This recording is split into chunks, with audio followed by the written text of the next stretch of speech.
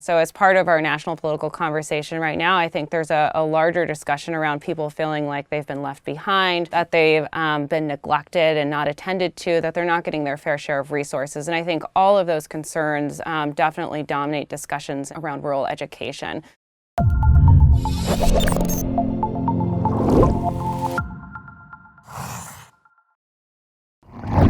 Ashley, welcome from the Center for Reinventing Public Education. It's a real pleasure to have you here. Thank you for having me. So we have been talking today about rural schools, and you have written a paper, you have co-authored a paper about the politics of rural education reform. So let's start off at the very beginning. What do people get wrong about the politics of education reform in rural areas? What don't they know? Yeah, I think most people assume that rural education is perhaps less political than what you might find in a city like Chicago or New York City, where you have a lot of entrenched political interests vying for power and influence, and a lot of big political actors like mayors and superintendents.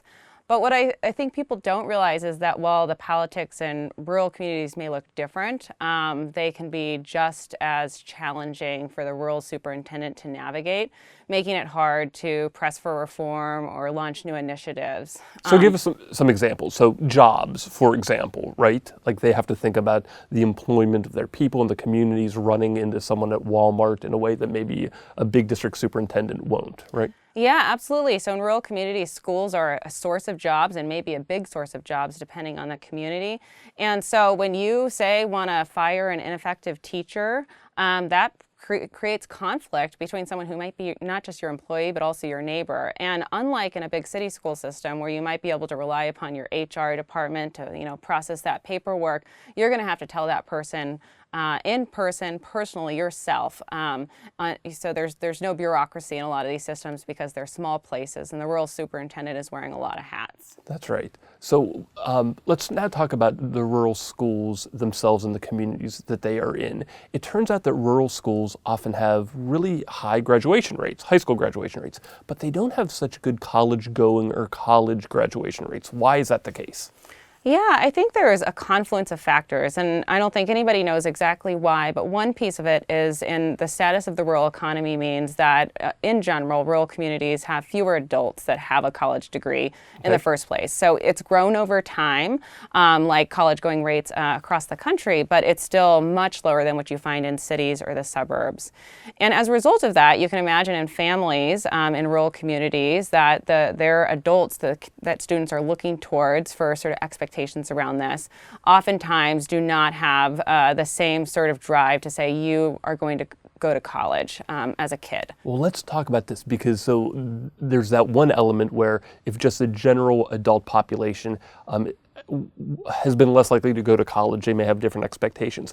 But there is also something about these are small communities, and if the principals, the teachers are telling kids to go off to college, they might not come back to the community. So there is this tension about, do we tell our kids to go away knowing that could have an effect on this community? We could be losing our best and brightest who we never see again. That's an issue, right?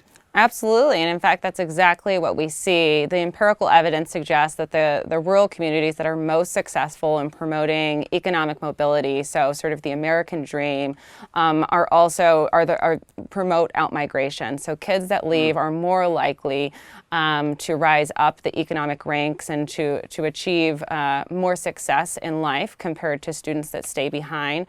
But this creates a real tension in rural communities because to the extent that they're successful in the goals that we've set for them, raising achievement and promoting college, they very, very well may undermine the communities in which these schools exist in. Yeah, if you think of like Boston or New York or Chicago, no principal really has to worry about, Chicago or Boston or New York is going to fall apart if our best and brightest go off to college. No, there are going to be lots of kids, and a lot of kids are going to come back and get jobs.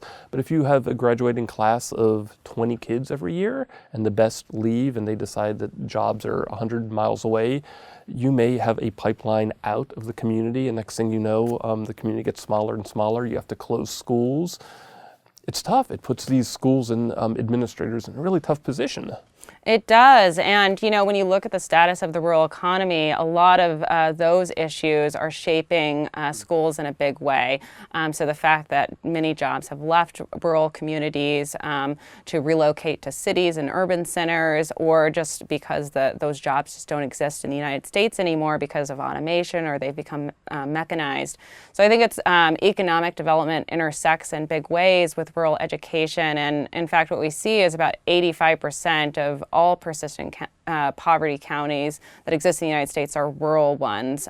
So creating this sort of self-reinforcing cycle. Well, that's such an important point. We should pause on this. And I think this is something that most folks don't know, especially people who probably study urban schools, is that if we look at America's, what we call persistently poor counties, where there's intergenerational poverty, a lot of people would assume that those are our big cities. That's actually not really the case. 85% of them are actually rural, where poverty is sticky, where generation after generation of kids and then their kids, they're poor, born poor, stay poor. So what is the role of schools in all of this? Are they causing that? Can they solve it?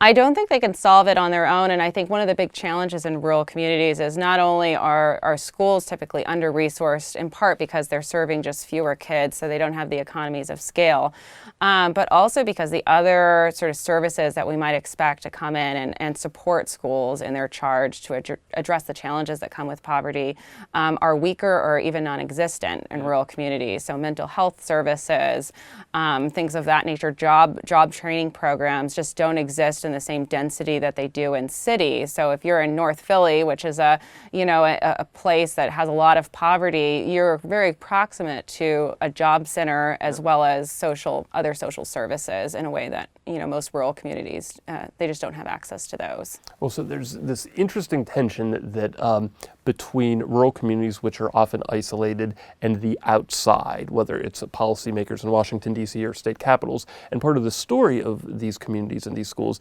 actually dates back 100 years to the Progressive Era. A lot of people think of the Progressive Era of like big city reformers who wanted to deal with the influence of big migration from European countries to cities, better politics and so forth. But there was also this influence on rural communities. Education reformers 100 years ago wanted to fix rural schools and rural communities. So even beginning a century ago, there was a tension between people in their communities and these outsiders, do-gooders who thought they were going to do things for the best interest of the community, telling them what to do. And there's been tension for the last century.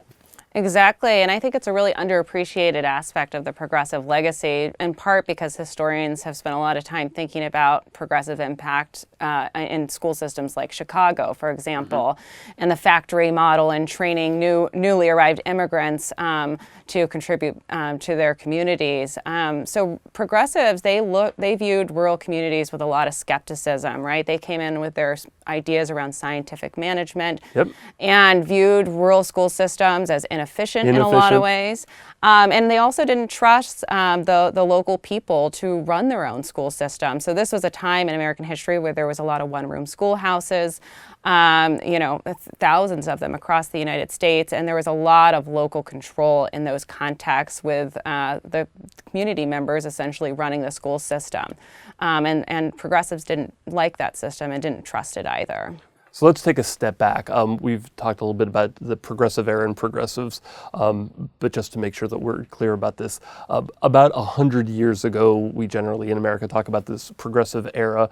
It was an era of rapid industrialization, rapid immigration from European countries. When cities were changing, America was changing. And there was a sense among a lot of people who had power, people who'd been in this country for a long time, that we needed to be more efficient, we needed to have good government, less corruption in cities. What else am I missing? What else is a progressive era about? Yeah, so I think, it's important to note that the progressives were not what we think of progressives today. This was sort of a broad-based social movement, but I think what they were fundamentally interested in was good policy.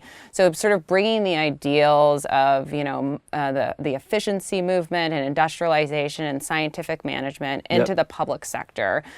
So they wanted things free from corruption. And this was a time, if, that party machines were rampant. There was a lot Graft. of, there was a lot of politics, real politics on the ground That's right. in cities. And so they spurred a movement to sort of change that. And this is one of the reasons why we have independent school boards. That's a legacy of the progressives, because they believed education should be insulated from these political pressures that were, in particular in cities, had some consequences. Yeah, there was a view that we could just professionalize the business of education. If we just got the nasty politics out of this and got professionals who had technical expertise who could be put in charge. I even think at the time they used the term the best men of society would take control of the school system, of our schools, and they would just run it efficiently and well, and everything would be taken care of. It didn't work out always so well, right? Exactly, and that's where we sort of had the idea of the factory model born, and it's called the factory model precisely because it was influenced so much by that period of industrialization in which factories and automation were rising at the turn of the century.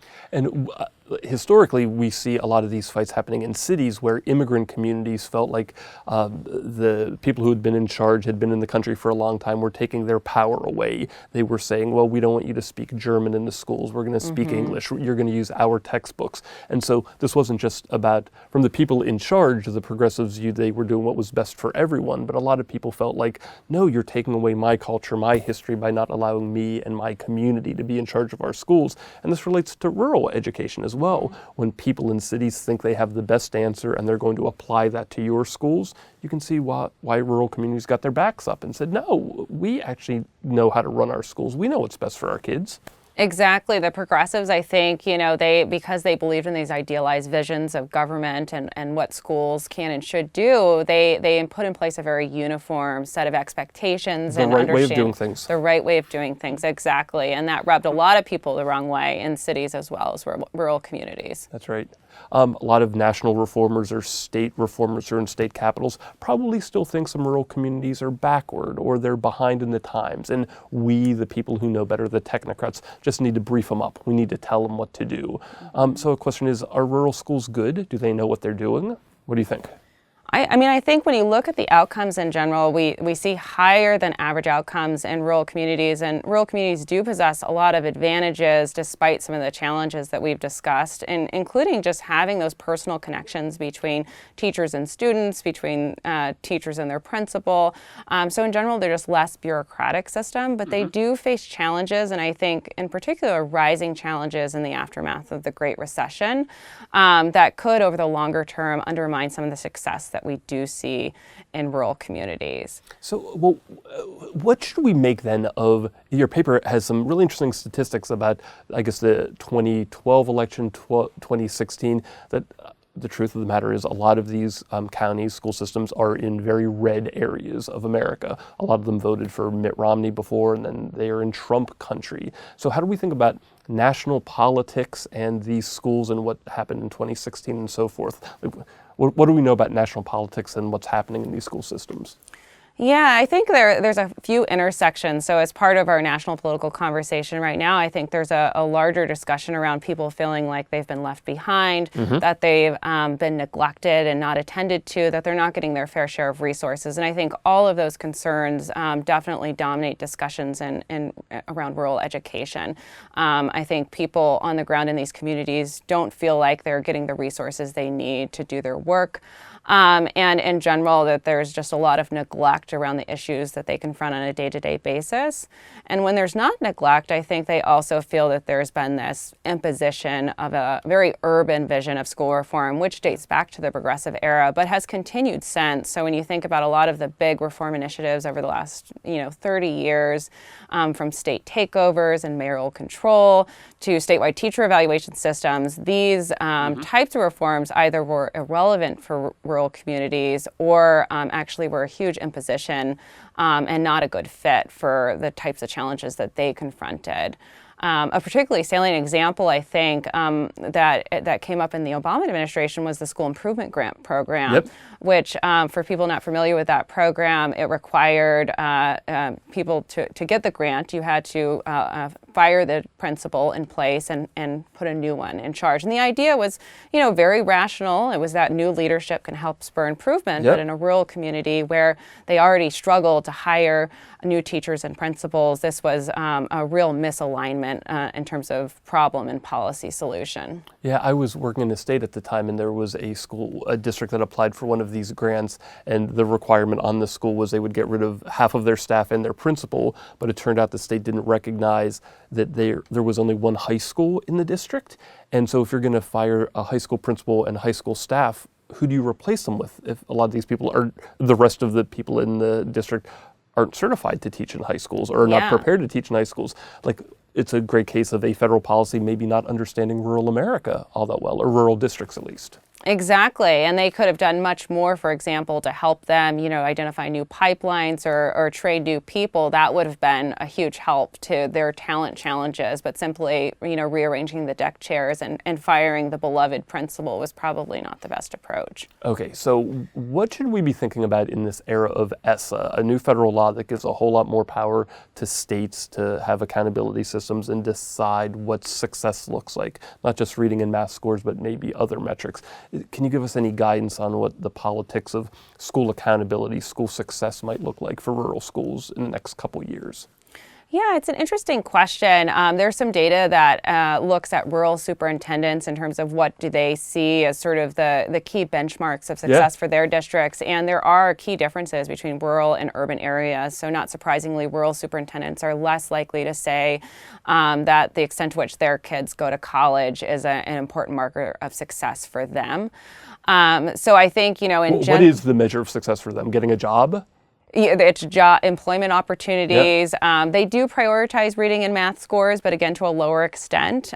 So there's just, I think there's different expectations. And I think for folks in these communities, you can never design a system that's going to satisfy everyone, but I think the broadening of requirements around ESSA in terms of broadening the measures of success is an important step forward to being at least more responsive to the needs of these communities.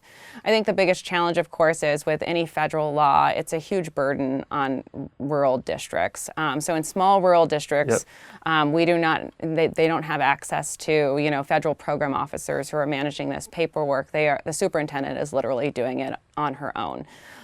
So I think that's an area where we haven't seen much progress, but I think could be of huge help to small rural districts in particular. Well, from the conference we had today and reading your paper, this is something that that has come across to me that I think a lot of the education community might not really think much about. New York City has, about 1 million kids in its school system. LA probably has 750,000. And so we're talking about not just hundreds, but thousands of central office administrative staff. There are often cases in a rural community where they have 1, 2, 3 schools. They have a superintendent who might have 2 or 3 administrative staff in a central office. It's just an entirely different administrative unit than the big urban school district that lots of people think about. Therefore, the politics are different. This is an entirely different world. So the last question I kind of want to leave you with is, as we think about policy, federal, state, whatever it is, how do we think about policies that can actually serve the 1.1 million student New York City school system, and pick your traditional rural district that has 3 schools and a couple hundred kids and a couple dozen teachers in a few of these schools? Can policy actually help apples and oranges in this way? Yeah, I think it can both help and hinder. I think the important point, and from the perspective of thinking about rural education politics, is due to the legacy of the progressives, as well as other recent reform measures, I think that there's a lot of distrust of federal and even state policymakers in rural communities. Yep. So what that means is that outside initiatives imposed from above are likely to meet resistance, and that can play out either by actively trying to undermine the policy or just not doing it very well. Neither of those are good outcomes. I think policymakers would not be satisfied with that. So I think where we see the most potential is really trying to leverage the advantages that rural communities possess, so their closeness, their community mindedness, and use that to support local initiative taking. I think another place where states in particular can help rural communities is by leveraging the learning that happens, in individual districts and sharing that out. So I think one of the big challenges for the rural superintendent is just professional isolation. Yep. Many of these folks are in remote communities where just geographic distance divides them from their peers. And so to the extent that states and other, intermediary organizations can help connect those folks, that could be a powerful lever. Just to conclude, I think that what people don't realize about politics is, politics can be a constraint, but it's also a powerful source of energy. And when you get people to buy into something, that can deliver you, much good things. No doubt. Yeah. Well, thanks so much for being here. It was a great conversation. Thank you for having me. Hey everyone, that's the end of our discussion with Ashley Jochum. Thanks for watching. As always, let us know what other topics you'd like AEI scholars to cover on Viewpoint. And to learn more about rural education or rural education politics, check out the links in the description below.